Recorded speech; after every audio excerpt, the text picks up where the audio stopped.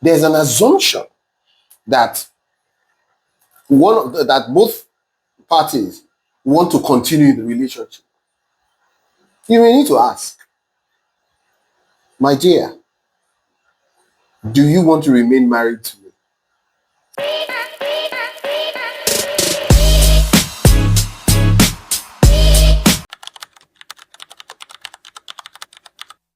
How do couples at midlife reignite that spark? Interest. So I think we should put some things in perspective. That question is assuming that they had the spark early, or it's assuming that the expression of a spark is what they defined their relationship or marriage to be. Over the years, I've come to learn that people in different cultures, in different climes, have completely different definitions of what a fantastic marriage relationship is. For some, it is the quality of the function and the roles that they play. I'm the mother, I'm dutiful in the home, and that's it. So long as I have raised excellent children and the father is a provider and we are silent, everything is fine. Because that's what they know. That is the social construct that they're existing of what a marriage relationship should be.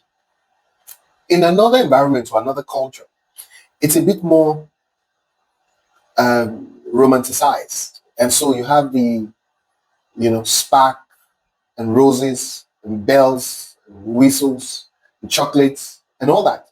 So that construct is what they know.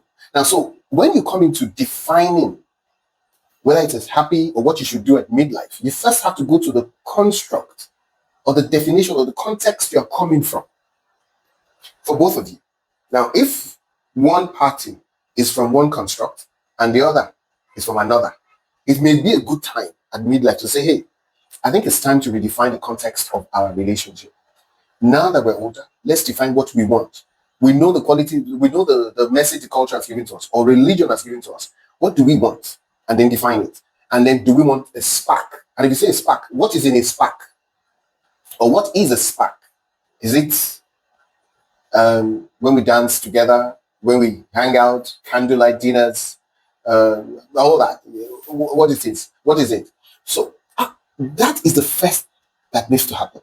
But let's look at a couple that when they started out, they were hanging out in the evening, going to the best restaurants, hanging out, going to waterfront, going to swim together. And then because of the duties of life, the role of provider as the father and homemaker as the mother, you have been so, over the last 3 kids, 20 years, 25 years, you've had so much.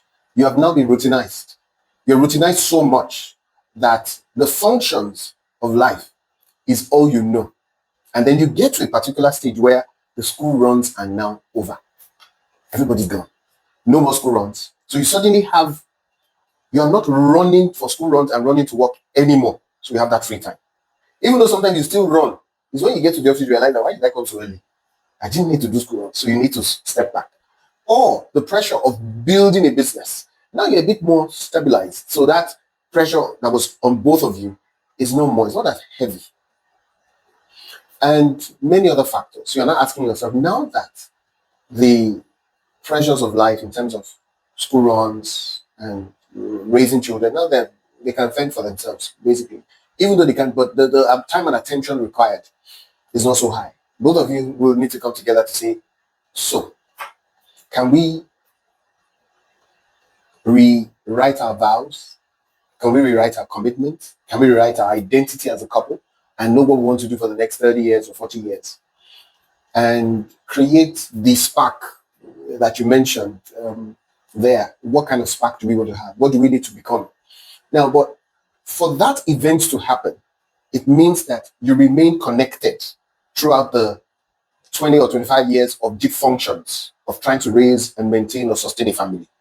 If the connection of friendship disappeared for whatever reason, and both of you went your way, fully functional in the family, but went your way emotionally and went away psychologically, the first thing that needs to happen before a spark happens is that we have to come back home. In our minds, we have to bring our minds. Your body is there, but your mind is somewhere else. You have to you have to reconnect. You have to create the plug and the socket for each other first to say, let's reconnect. That needs to happen before a spark can happen. And it's in the reconnection that we then decide. If there has been deep conflicts, you need to resolve the conflicts first before we can deal with a spark. Let's deal with the conflict. What are the hurts? What are the pains? What are the expectations that were lost along the way? What did you promise me that you haven't done? You need to unearth and do that. Also, there's an assumption that that both parties want to continue the relationship. You may need to ask, my dear, do you want to remain married to me?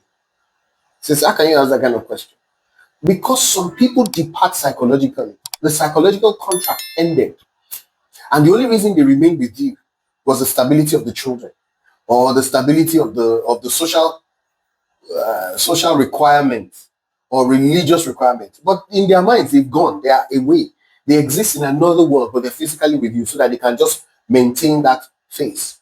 You need to ask your heart. This is the middle of the journey. So you need to ask, are we still going in this way? Do you still love me? Do you still have me in your heart?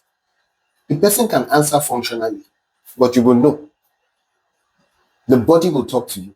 You may still have functional sex, dutiful sex, that has no connection, that has no memory.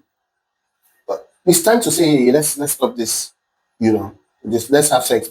We're having sex because so that you don't have prostrate or so that you won't go somewhere else.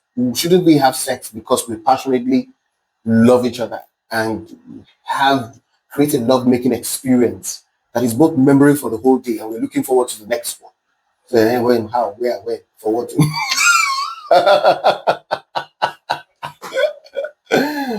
So all those background issues would need to be dealt with first before we talk about a spark, because it's such a long time. You've been married for 25 years, you've been married for 30 years. You may have grown together and become strong. You may have grown apart. You may have defined life differently. You may have become cynical.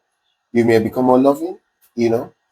One of the tricks that you can do is to get feedback from your children if you have the relationship with them. So what do you think about your father and I or your mother and I? What do you think about, now that they're older, they will tell you, especially if they're far away, send a chat, send a text. They will first say, what happened? Are you okay? Well, is mommy home? So daddy okay? They will say, so just fine. We want to improve. We want to get better. We want to create a spark. Then they will call you and say, Dad, are you sure you're okay? Or Mom, are you sure you're okay? I've always known you like this. I've done something, nothing else. They will tell you how they feel. And they will tell you how they've modeled marriage relationship in their own minds and what they think you can do better. And then both of you can talk about it. But it's not a 1 day journey, because while somebody wants a spark, the other might not be ready. They might not be in that space. We don't have any issues, but I'm not just there. I left long ago. I'm married to you, but I left long ago. I mean, psychologically or emotionally. So the journey back is 10,000 miles. It's going to take me a long time to come back. So give me some time. So we take it gradually. You can even just say, okay, no problem, I'll give you time. But let's go out together. We'll go out and just sit and just do nothing. Take the drink, we'll go back home after 1 hour. Another day, we'll go for a social event together. Gradually, the words will begin to come back. If there is still some iota of connection there, then the words will begin to come back. But it's not something, it's a deep conversation and many dimensions to it.